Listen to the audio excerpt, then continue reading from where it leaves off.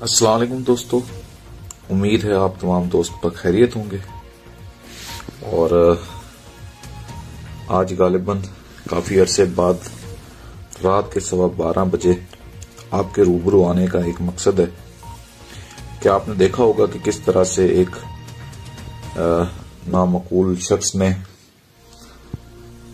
इस्लाम और इस्लाम की बका पर हमला किया है और किस तरह से एक PIL जो है वो सुप्रीम कोर्ट में दायर की है, जिसमें उस शख्स ने कहा है कि गालिबन कुरान की जो माज़अल्लाह 26 आयतें हैं, उन 26 आयतों को माज़अल्लाह कुरान से निकाला जाए।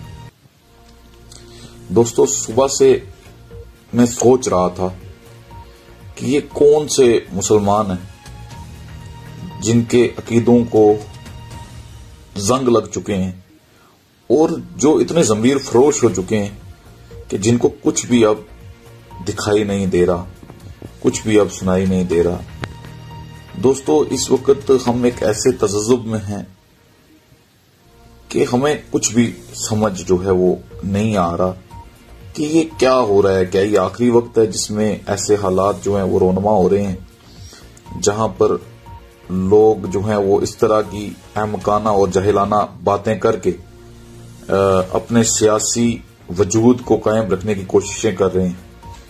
दोस्तों, आज इस वक्त लाइव आने का मकसद ये है, जिस वक्त हम वसीम रिजवी को डिस्कस कर रहे हैं कि वसीम रिजवी ने जो है वो कुरान पाक की तौहीन की है और सुप्रीम कोर्ट में जाके जो है वो एक PIL फाइल की है, जो अभी सुप्रीम कोर्ट ने एंटरटेन नहीं की है, ना ही वो किसी कॉज लिस्ट में आई है, खाली उसने फाइल की है। अभी वो एक्सेप्ट होगी या नहीं होगी वो अपेक्स कोर्ट या सुप्रीम कोर्ट डिसाइड करेगा।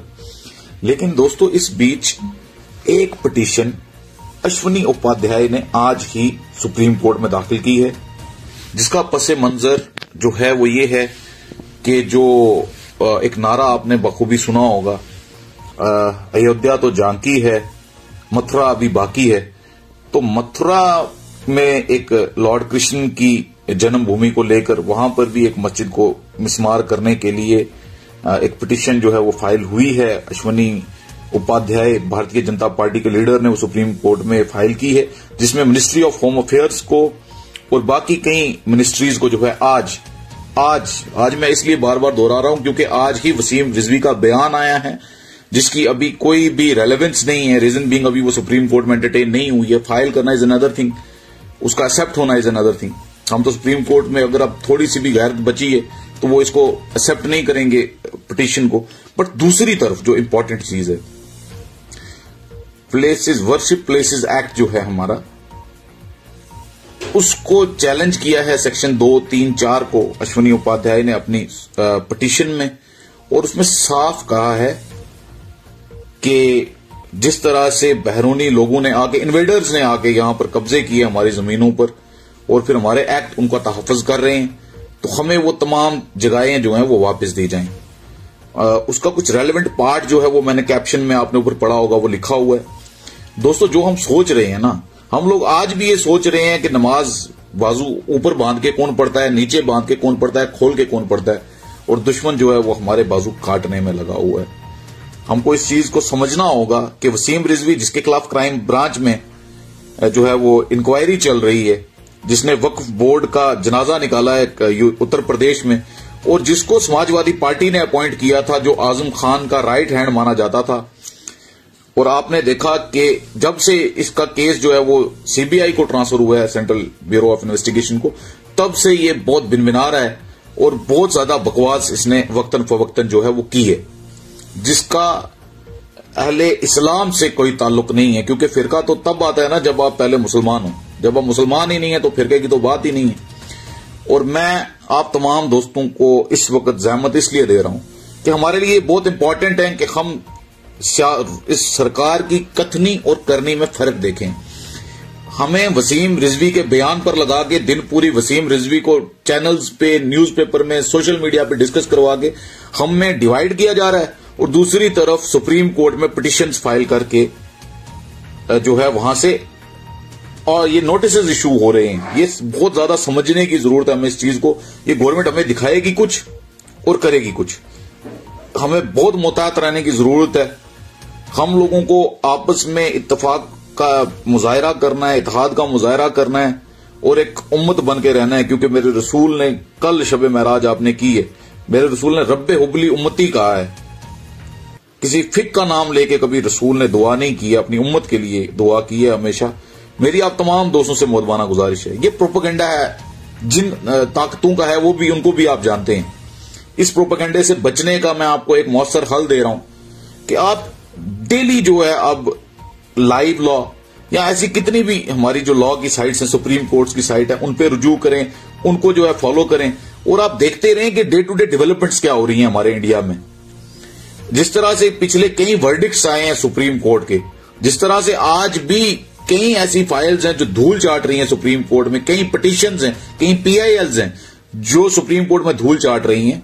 तो इस वक्त में वसीम रिजवी का एक बयान सोशल मीडिया पे वायरल किया जा रहा है और दूसरी तरफ एक पिटीशन अश्वनी उपाध्याय भारतीय जनता पार्टी के लीडर ने फाइल की है, जिसका क्लियर कट जो मिशन है, जो मंजरनामा मेरे सामने आ रहा है, वो यही है कि अयोध्या तो झांकी है, मथुरा अभी बाकी है।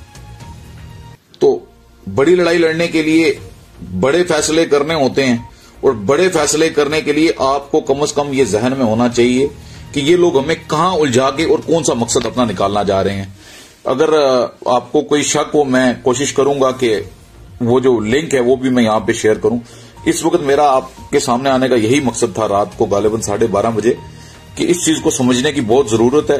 दिखाया कुछ और जा रहा है, किया कुछ और जा रहा है। जिस वक्त वसीम रिजवी की स्टेटमेंट को इन्हें हाइप दे के जो है मुसलमानों को लड़ाने की कोशिश की है, उसी वक्त एक सुप्रीम कोर्ट में पिटीशन डाल के नोटिस भी चीफ जस्टिस ऑफ इंडिया और directly chief justice of India जो है वो नोटिस दे रहे हैं और धड़ाधड़ इनकी जो है सुप्रीम कोर्ट के अंदर पिटीशंस चल रही हैं।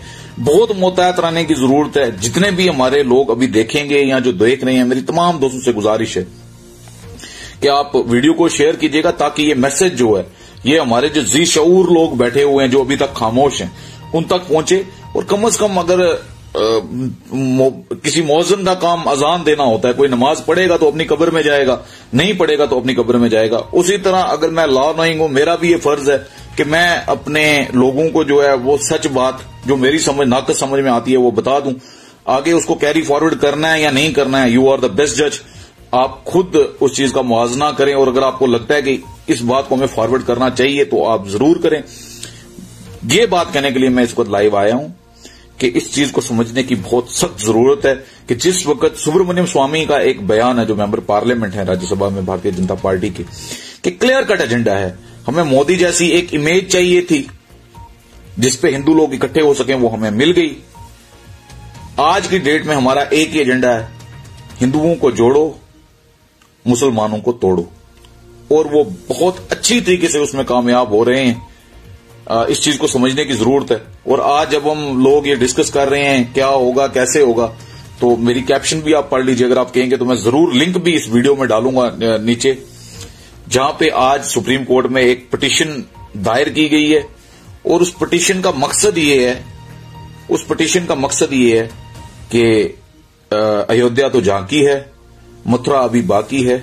मेरी आप तमाम दोस्तों से गुजारिश है, ये कौन लोग हैं जिन लोगों के खिलाफ क्राइम ब्रांच में केसेस चल रहे हैं और वो लोग शरेआम घूम के सुप्रीम कोर्ट में पिटीशनें फाइल कर रहे हैं। जज उनसे ये नहीं पूछता भाई कि पहले तुम इतने केसेस में एक्यूज्ड हो और तुम बेल पे बाहर हो, अभी एंटिसिपेटरी बेल लेके कभी घूमते हो, कभी रेगुलर बेल लेके घूमते हो, तो तुम लोग कैसे आके सुप्रीम कोर्ट में पिटीशंस फाइल करते हो? इस सरकार की मंशा को समझने की जरूरत है और बहुत ही ठंडे दिमाग से ये सोचें कि जिस वक्त एक ऐसी पिटीशन जो अभी तक एंटरटेन नहीं हुई है, हम उस पर दिन पूरी बहस करते रहे हैं, दिन पूरी स्टेटमेंट्स देते रहे हैं, दिन पूरी मजम्मत करते रहे हैं, दिन पूरी प्रोटेस्ट करते रहे हैं, लेकिन उसी टाइम जब हम प्रोटेस्ट कर रहे थे उस time chief justice of India S A Bobde ji जो हैं वो नोटिस निकाल रहे थे अलग अलग डिपार्टमेंट्स को, अलग अलग मिनिस्ट्रीज को।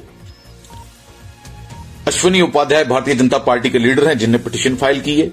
आप लोग खुद भी इसको सर्च कीजिए, इसका मुताला कीजिए। मैं कोशिश करूंगा कि जो कुछ मेरे तक पहुंचे मैं आप तक पहुंचाने की कोशिश करूं इंशाल्लाह। और मेरी आप तमाम दोस्तों से गुजारिश होगी कि इस टाइम पे हमें बहुत ज्यादा ठंडे दिमाग से ये चीजें सोचनी है कि ये लोग क्या कर रहे हैं और क्या कह रहे हैं। इनकी कथनी और करनी में जमीन आसमान का फर्क है। इस चीज को समझिए, इस चीज को समझिए। अभी यूपी में इलेक्शन आने वाला है, खुदा खैर रखे, क्योंकि जो इनपुट्स हैं और जो वाइब्स हैं वो बिल्कुल भी पॉजिटिव नहीं है। तो मेरी आप तमाम दोस्तों से गुजारिश है, अगर आप मुत्तहिद होंगे तब आप अपना तहफ़्फ़ुज़ कर सकेंगे, वरना जिस तरह से आपके ऊपर, आपके दीन के ऊपर दिन ब दिन जो अटैक हो रहे हैं वो बढ़ते रहेंगे, वो कभी कम नहीं होंगे। और आप लोग इस चक्कर में रहेंगे कि हम शिया, सुन्नी, देवबंद, वहाबी, अहले हदीस, बरेलवी, फलां फलां फलां, पता नहीं कितने फिरके, और वो लोग पूरी प्लानिंग से, ये लोग जो हैं, ये 2-3 लोग उनको चाहिए प्रोपेगेंडा करने के लिए, लेकिन वो अपना काम बखूबी कर रहे हैं। इस चीज को भी हमें समझने की जरूरत है। मेरी आप तमाम दोस्तों से गुजारिश होगी, बिल्कुल हम हिंदुस्तानी हैं, इसमें तो कोई शक नहीं, लेकिन इस वक्त जो हालात हमारी मुल्क में बन रहे हैं, हमको इसको भी समझने की जरूरत है। और जिस तरह से ये प्रोपेगेंडा किया जा रहा है, मैं तो इसको प्रोपेगेंडा मानूंगा, क्योंकि अभी तक ये बिल्कुल भी सुप्रीम कोर्ट में एंटरटेन नहीं हुई है, अभी एक्सेप्ट नहीं हुई है ये पिटीशन। मैं खाली ये कहता हूं कि जो पिटीशन आज एक्सेप्ट भी हुई, जिसमें नोटिस भी निकले, आप उस पिटीशन की तरफ नजर रखें और इस वीडियो को अगर हो सके तो ज्यादा से शेयर करें। शुक्रिया, खुदा हाफिज, अस्सलाम वालेकुम।